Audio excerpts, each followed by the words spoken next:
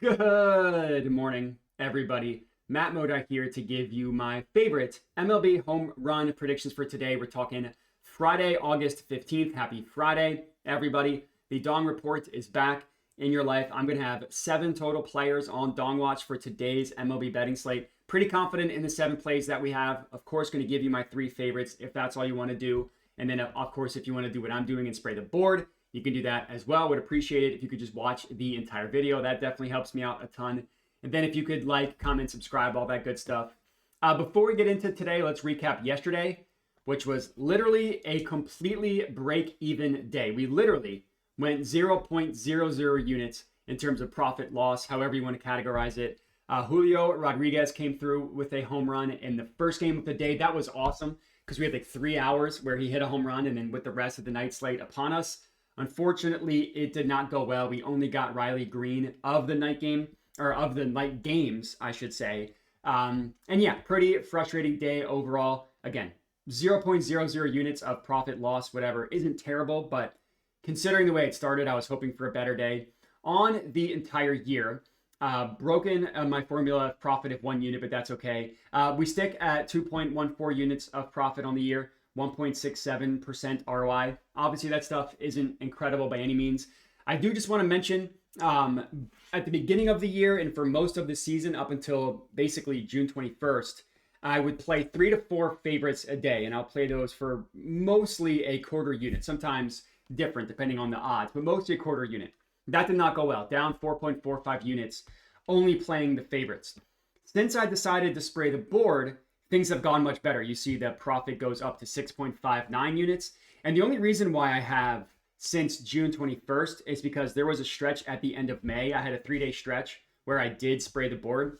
That 3-day stretch did not go well. So obviously, if you include that, because I have to, that's only fair, it's 6.59 units spraying the board. But since June 21st, and this is tracking every single play since June 21st, not saying how did the favorites do compared to spraying the board, just only spraying the board since June 21st, up 8.96 units. So, that's not amazing. That's not going to put us in the Sports Betting Hall of Fame if that existed, but it's also not terrible. And it looks much better than the 2 units of profit on the year. So just wanted to give you guys that context. As for today, some pretty juicy games for home runs. I actually don't have anything in these 3 games in the green, but I do have a decent amount of plays in these first 2. I love Coors Field. I love Suter Health Park. I'm always going to want to play those games. And then some mildly positive games. I do have some plays like in Target Field and in Rogers Center. And then the last one I have is in this Fenway Park game, which admittedly is not great for weather, but this is one where I am okay with it. Mostly agreement across the board. The biggest difference is Weather Edge likes the Cubs game a lot, whereas Ballpark Pal does not. I tend to lean with Ballpark Pal because with winds blowing slightly in at Wrigley, even though it's only 6-mile-an-hour winds, that's going to impact the trajectory of the baseball a lot. But they both like the Nats game and the Nats Phillies game. They both don't like the Red Sox. They both kind of like the Guardians. They both like the Twins. The Royals, from a weather perspective, is good. I just hate that stadium. And they both like the Rockies, which I do have a couple plays in. So we can get right into it. So the first 2 plays that I have are both players on the Angels. It's Joe Adell and it's Zach Nato, a.k.a. Sharknado, what I like to call him. Of my 3 favorites, Joe Adell is one of the 3, but I figured I would just talk about him and Zach at the same time. The odds on them are okay, not horrible. Adele is plus 340 at FanDuel, and where is he? Nato is 420. That's a sick number, also at FanDuel. So FanDuel giving you the best offered price on both of them. The pitcher they're going up against, Jack Perkins, is a young kind of flame-throwing arm for the Athletics. He's actually not that bad. So this is really not backing or fading a pitcher that I think is a dong baller. I actually think he's a pretty good pitcher. His stats across the board are not bad. Home run every 30 at-bats is decent with pretty good numbers across the board. So this is in no way a fade of him. It's just backing 2 hot batters on the Angels. And the only reason why I left out Taylor Ward, because I know people are going to ask, Taylor Ward's been good, but I have this weird thing. Everybody knows I don't mind taking a player to hit a home run in back-to-back games or 3 straight games or whatever. And he's hit a home run in 2 straight games. What I don't like is that he's had 2 straight games of 1 hard hit 1 home run. If I'm taking a player to go yard in back-to-back games, I want to see more consistent hard hits. So that's why I didn't go with Taylor Ward. But Adele, 9 hard hits over the last 7 days. Nato, 9 hard hits over the last 7 days. Nato's been doing a much better job barreling the ball up. As you can see, 4 barrels compared to 2 for Adele. You look at the last 2 weeks, it looks good for both of them as well. 18 hard hits for Nato, 17 for Joe Adele. Last game they played, which is right here, 4 hard hits for Joe Adele is very impressive. And then 1 for Nato is fine. Of those hard hits, the 2 that I want to highlight here, he had the 2 hardest hits of the game. Joe Adele did. Now, they were both negative launch angles, so like that doesn't really matter. But he did have a flyout that was 100 miles an hour off the bat. Just got a little too much under it. But, you know, he's circling the wagon. It's the Goldilocks porridge. Too low, too high. He needs to get one just right. And then Nato had a good day, or his 1 hard hit was good. 101.7 miles an hour off the bat. A little bit higher launch angle, but it was a double. I love this stadium. Everybody knows it, especially for a righty. It always has high winds blowing out to left field. It's going to help a right-handed hitter hit the ball anywhere basically from center field to left field. It's incredible. It's always hot, low barometric pressure. It's just incredible home run weather at Suter Health Park, so I like doubling down. I didn't like anybody on the Athletics. As you can tell, I'm only going with 2 players on the Angels. But those are my first 2 plays of the day, with Adele being one of the 3 favorites. Next up, I'm going with Byron Buxton to hit a home run. He is best offered plus 400 at Bet365. One common theme for today is I'm putting a lot of emphasis on batters that Ballpark Pal also likes. Now, obviously, I love Ballpark Pal. I use them all the time. If you want to sign up, I do have a link to them. I don't always make sure that I'm always playing plays that are positive EV. Today, that is the case. A lot of positive EV plays, Buxton being one of them. He returned from injury maybe a week ago, and he has been very good since he has returned from injury. 7 hard hits, 3 barrels is very, very good. I mean, 63% pull rate, 54% fly ball rate. That's fantastic. That is just incredible. Only hitting a ground ball less than 20% of the time is incredible. This is a rare game that is good at Target Field. I don't always like the stadium, but the air is fantastic. High humidity, low barometric pressure. That's going to help with carry. The temperatures are average, and the wind is kind of blowing in, also blowing right to left. So the wind is more so neutral than going to impact anything. But like I said, Buxton's been very good, and he's going up against Uncle Charlie, aka Charlie Morton, who is kind of having an okay renaissance season. But you look at him over the last 6 weeks, home run every basically 18 at bats to right-handed hitters. That's not good. This is a good matchup for Buxton, as you can see, strong advantage. Buxton does hit the curveball really well, which is what Uncle Charlie likes to throw a lot. And Buxton did just take him yard earlier this year. Now, most people also know I don't really care about batter versus pitcher, but I'll mention it because it does exist for this one. So Buxton as my 3rd play in the 2nd of my 3 favorites. Next up, the 3rd of my 3 favorites and the 4th play overall is Corey Seager to hit a home run. He's also offered at plus 400. Just his price is at DraftKings. I don't think anybody's been more unlucky than Seager in terms of the last not hitting a home run the last couple games. He's been robbed basically twice, but you look at him, 11 hard hits, 3 barrels over the last week is very good. Last 14 days, 17 hard hits, 4 barrels is acceptable. He's definitely been better over the last week than he has the latter half of the last 2 weeks. But like I said, nobody's been more unlucky not hitting a home run than him. I think he was robbed once and then came close another time. So you look at the last game he played, if I could find the Rangers game just to show you. This would have been on, the 13th. I need to look. There we go. This is the Texas game. He crushed a baseball, 398 feet, home run in 8 of 30 stadiums, just not the one that he played in, which was tough. And then I think a couple days ago, he hit one like 400 feet, but I don't need to go back and find that. But Seager's been hitting very well, and I like the matchup against Chris Bassett. Now, Bassett is not a terrible pitcher overall. Like, you look at his numbers this year, he's allowed, over his last 6 weeks, home run every 15 at-bats. That is admittedly pretty terrible.